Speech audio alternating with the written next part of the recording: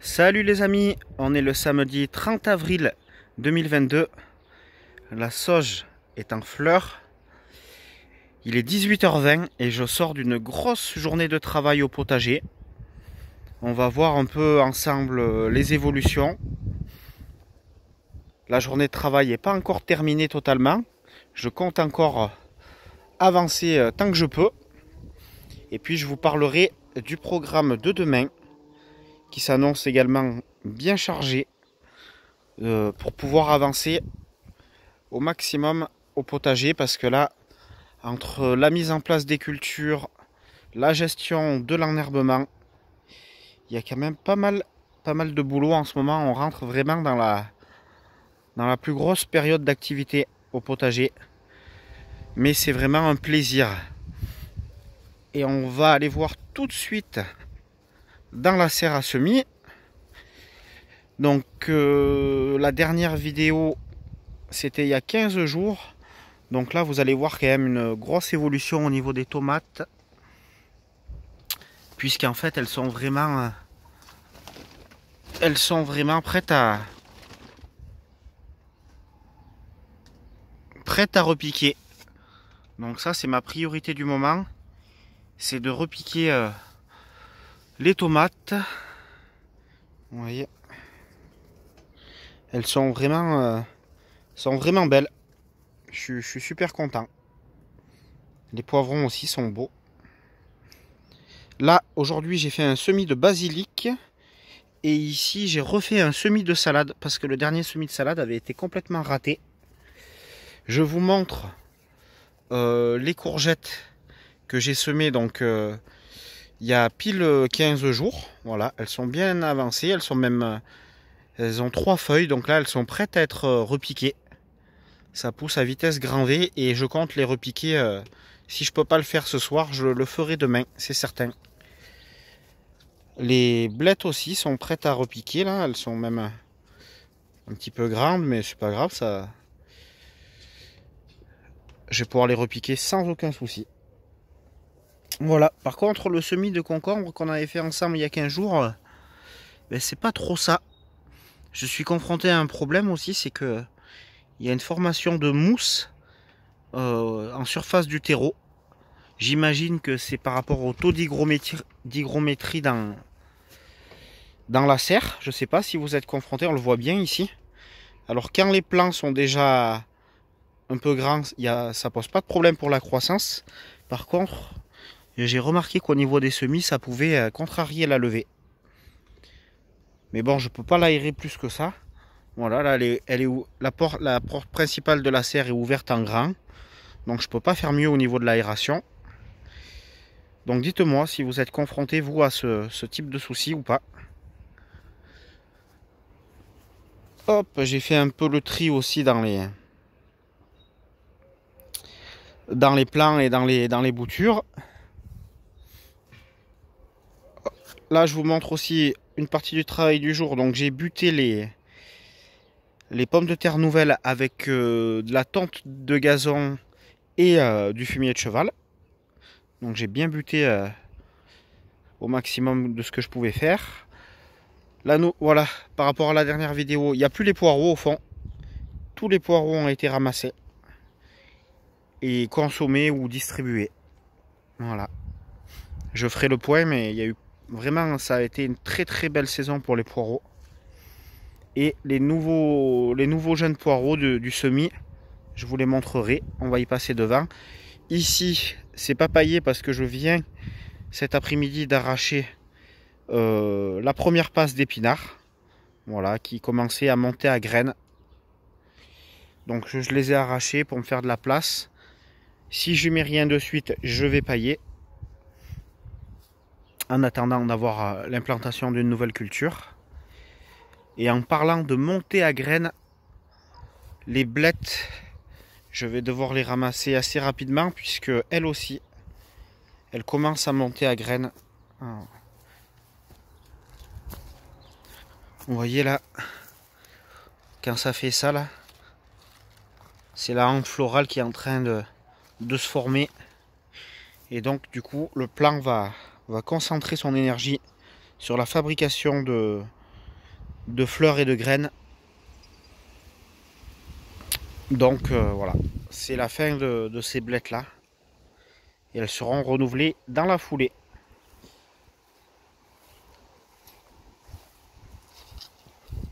Alors cette planche là, on avait repiqué ensemble les 10 plants de tomates du fond il y a 15 jours.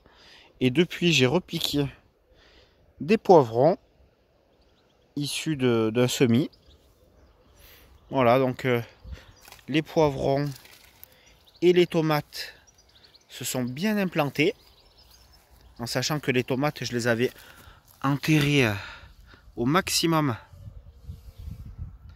De façon à ce que la tige se mette à produire des racines. Et donc pour augmenter la surface racinaire. Mais là, elles sont bien grandies quand même. Donc voilà, pour l'instant, je suis très content des poivrons et des tomates.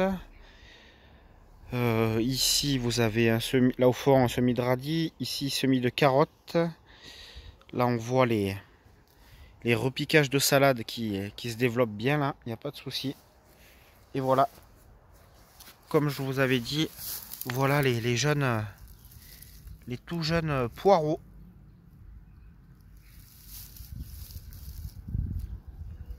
Ils sont tout petits encore. Mais voilà, ils sont bien désherbés, c'est important. De jamais se laisser gagner par les herbes sauvages sur un semis de poireaux qui met longtemps à se développer.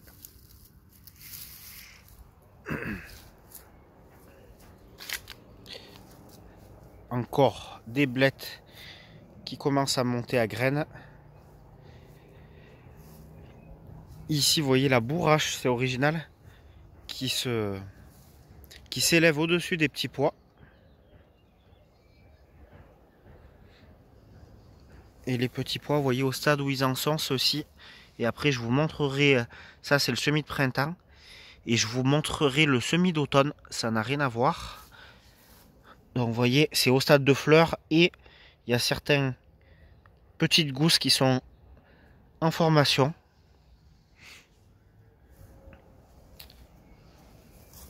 Et après, ben, on va aller voir tout de suite pour faire la comparaison. Ensuite, on reviendra là. Et là, vous avez le semis donc d'automne. Et là, vous voyez par contre, c'est bien en avance. Vous voyez, c'est plein de petits pois. Et là, honnêtement, c'est quasiment récoltable.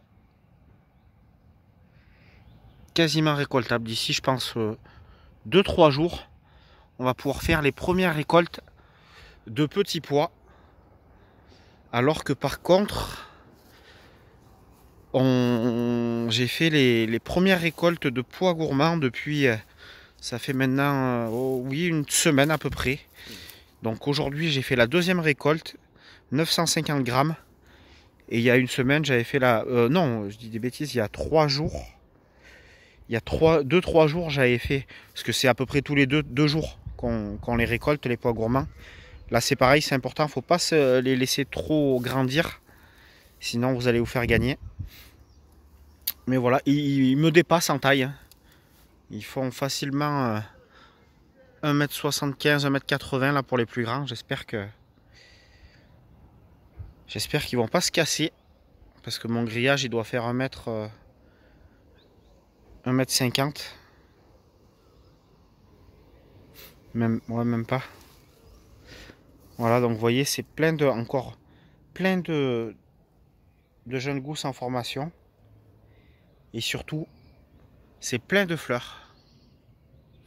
Voilà, donc ça présage encore de belles récoltes de pois gourmands. Et là, ça fait 2 fois qu'on en mange et vraiment, on se régale. Hop, alors que là, l'oseille monte à graines également.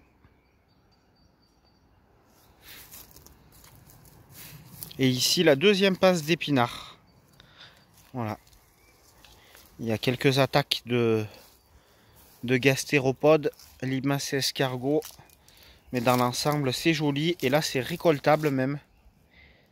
Donc voilà, si on veut manger des épinards, on va pouvoir le faire sans problème. Des épinards frais.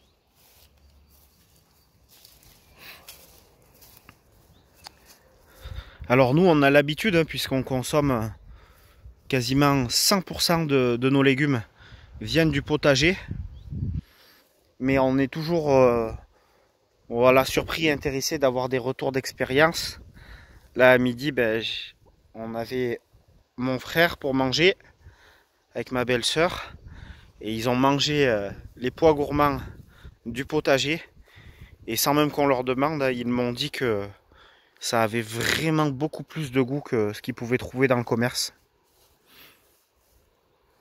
Donc j'explique ça aussi par la fraîcheur, puisque je les avais ramassés 2 heures avant. Et 2 heures après, ben, ils étaient dans leur assiette.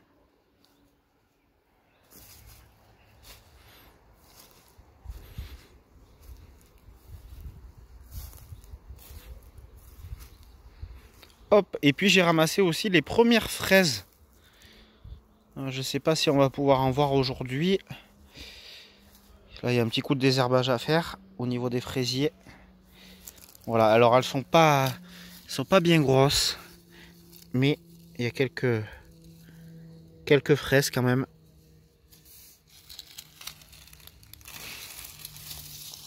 Voilà, en espérant que il y ait des plus grosses un peu plus tard. Et là, on voit encore un joli petit plant de consoude.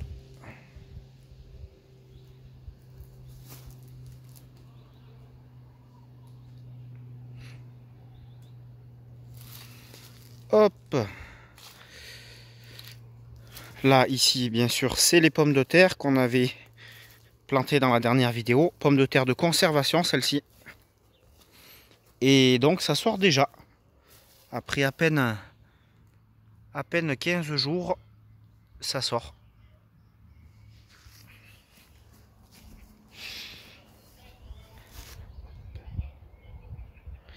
Ça, c'est des plants dipaumés, qui est des fleurs grimpantes qui se ressèment un peu partout dans le potager.